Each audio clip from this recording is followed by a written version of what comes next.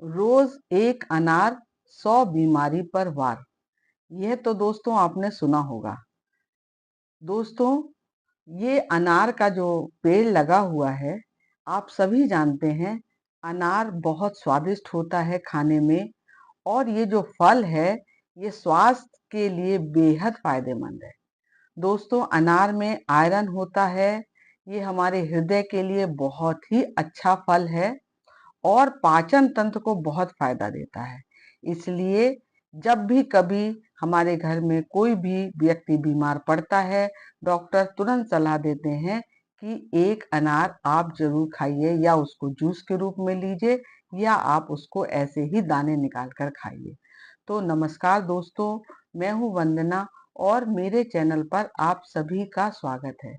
दोस्तों, आज मैं आपको अनार के बारे में बताऊंगी कि अनार का पेड़ यदि आपने लगा रखा है, गमले में लगा रखा है, या फिर आपने अपने बगीचे में लगा रखा है, तो इस समय उसमें फूल आना शुरू हो गए होंगे।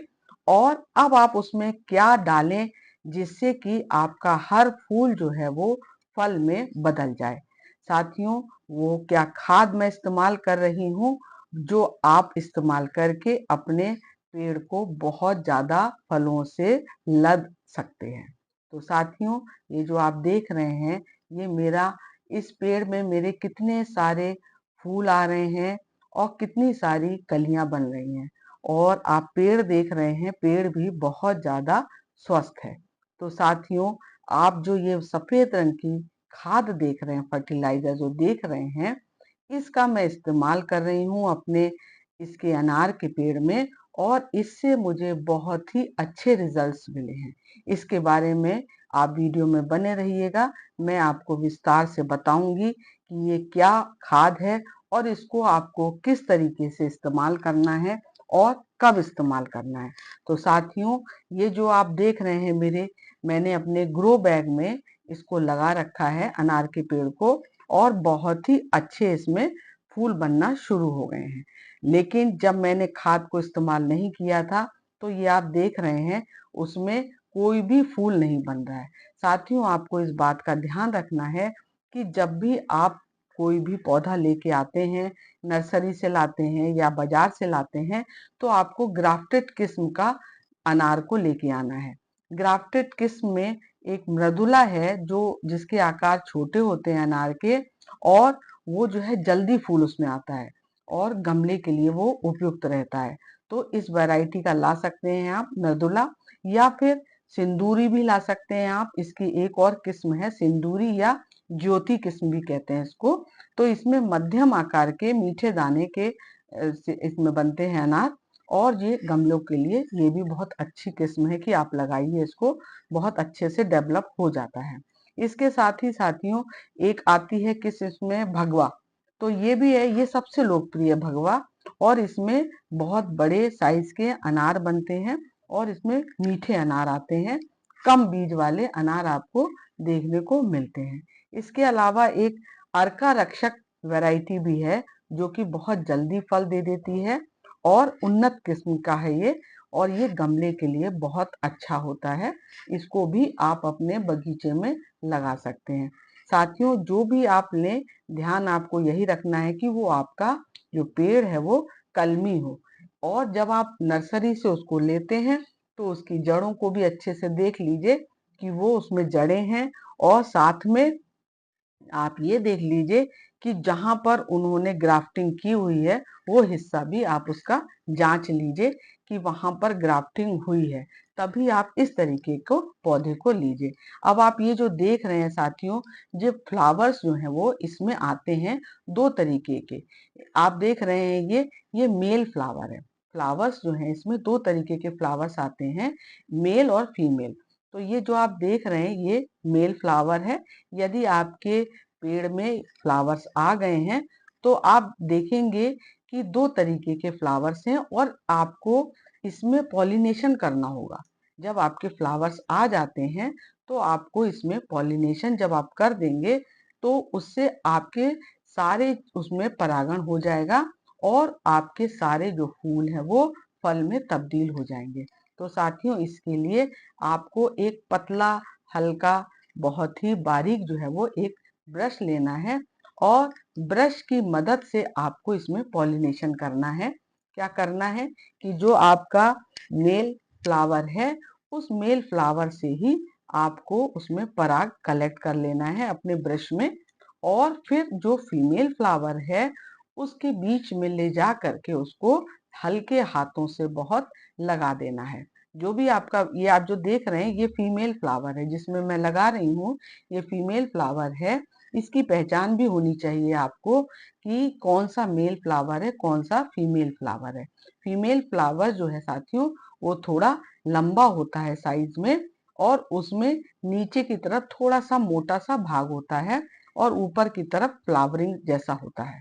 अब आपने जब इसमें पॉलिनेशन कर दिया तो आप ये देखिए जो आप देख रहे हैं इसमें ये नीचे का हिस्सा फूलना थोड़ा सा शुरू हो गया, मोटा बनना शुरू हो गया, यानी ये आपने जो परागण किया था वो सफल हो गया। ये इसकी पहचान होती है साथियों। जब भी आप पॉलिनेशन करें तो साथियों इसको आप सुबह 7 बजे से लेकर के 10 बजे तक तब आप करिए। उस समय क्या होता है कि फूल अच्छे से खिला होता है और आपका परागण सफल होता है। अब साथियों यदि आप नया लगा रहे हैं तो उसमें आप देख लीजिए कि गमला जो है वो आपका अच्छा लंबा और ऊंचा होना चाहिए, आपका चौड़ाई अच्छी होनी चाहिए।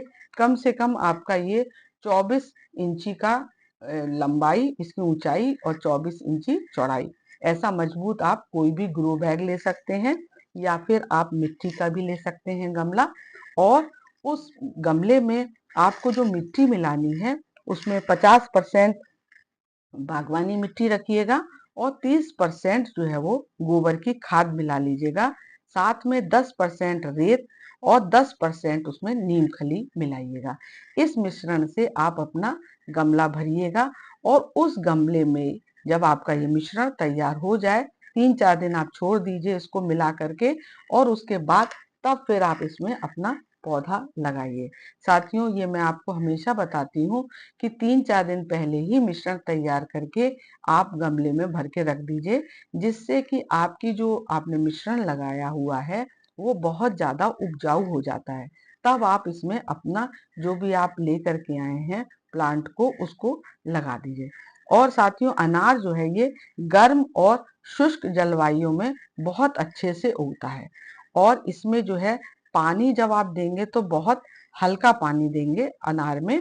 इसमें जो है सूखी मिट्टी अनार के लिए जो है वो बेहतर होती है। बहुत ज्यादा यदि आप इसमें पानी डालेंगे साथियों तो फिर क्या होता है कि आपका जो पौधा है, पेड़ जो लगा रखा है, इसकी जड़ें भी सड़ने का डर बना रहता है साथियों। अब हम लोग ये बात कर लेते हैं कि जो मैंने फर्टिलाइजर आपको दिखाई है वो कौन सी मैंने फर्टिलाइजर इस्तेमाल मैंने कर रही हूँ जिसकी वजह से मुझे बहुत अच्छी फ्रूटिंग मिल रही है। तो साथियों ये जो आप देख रहे हैं ये है दही की छाछ। साथियों ये जो है एक प्राकृतिक जैविक टॉनिक है।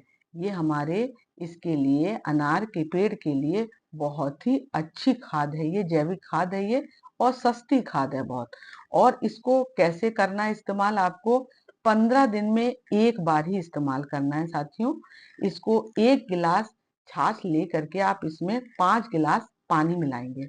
जब आप इसमें अपने पेड़ को देंगे तो इसमें 1 गिलास आपकी छाछ रहेगी और 5 गिलास पानी रहेगा सादा, और उसको मिला देना है।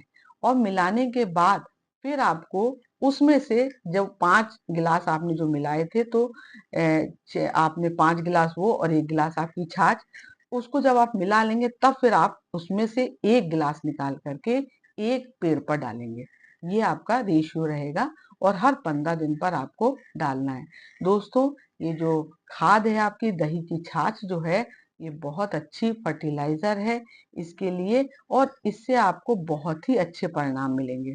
इससे क्या होता है कि मिट्टी को पोषक तत्व देती है ये खाद, और छाछ में कैल्शियम होता है और बहुत सारे दूसरे सूक्ष्म पोषक तत्व होते हैं जो आपके पेड़ की जड़ों को मजबूत बना देते हैं। और इससे क्या होता है कि मिट्टी की जैविक गतिविधि बढ़ जाती है और लाभकारी बैक्टीरिया जो होते हैं वो भी बढ़ जाते हैं, और आपकी मिट्टी को ये बहुत ज्यादा उपजाऊ बना देती है ये वाली खाद। और जितने भी आपके पत्ते लगे हुए हैं इसके जो भी लीव्स हैं वो उनको हरा कर देगी आपके पेड़ की। और उनका यदि कोई पीला हो रहा होगा पत्ता, वो भी पीलापन भी दूर हो जाता है जब आप ये फर्टिलाइजर डालते हैं। बस ध्यान आपको ये रखना है कि छाछ जो है वो गाढ़ी मात्रा में नहीं डालना है, बल्कि जो है आपको उसको लिक्विड करके 5 गुना पानी डाल देना है उसमें, तभी आपको पतला करके इस्तेमाल करना है। और जो है जो आप छाछ लेंगे वो ताजी लेंगे साथियों। आपको ऐसा नहीं करना है कि हमारे घर में दही की छाछ खराब हो रही है तब हम अपने पेड़ को इस्तेमाल करें, नहीं, हमको ताजी छाछ लेना है और उसको ताजी छाछ को ही अपने पेड़ पर इस्तेमाल करना है साथियों। तो ये जो है आप इस बात का ध्यान रखेंगे कि अपनी जो है खाद जो है वो सही मात्रा में आपको देना है साथियों। इसके अलावा अपने जो आपने गमला लगा रखा है, उस गमले को ऐसी जगह पर रख दीजिए जहां पर 5 से 6 घंटे की धूप मिलती हो, क्योंकि साथियों अनार के लिए 20 डिग्री से लेकर के 35 डिग्री सेल्सियस का तापमान जो है वो बहुत अच्छा होता है। तो इसलिए आपको इस बात का ध्यान रखना होगा कि आपका पेड़ किस जगह पर रखा हुआ है। इसके अलावा साथियों यदि आपको नया पेड़ लगाना है तो फिर जुलाई से अगस्त के बीच में आप लगाइएगा। उस समय मानसून में बहुत अच्छे से ग्रो कर जाएगा, या फिर फरवरी से मार्च के बीच में ही लगाना अच्छा होगा। अब साथियों ये जो आप देख रहे हैं ये हमारे पेड़ का जो है वो फीमेल फ्लावर है और इसको पहचानना जरूरी है। यदि आपको इसको ब्रश का इस्तेमाल आप नहीं करना चाहते हैं इसको पॉलिनेशन के लिए, तो आप इसको मेल फ्लावर को तोड़ करके और ये जो फीमेल फ्लावर है इसके बीच में थोड़ा सा हल्के से हाथों से रब करके इसका भी आप हैंड पॉलिनेशन कर सकते हैं, और इससे आपको बहुत ही अच्छे परिणाम मिलेंगे और आपको बहुत सारे अनार देखने को मिलेंगे साथियों। तो जानकारी आपको यदि अच्छी लगी हो तो आप लाइक कीजिएगा वीडियो को और शेयर कीजिएगा। Bye bye.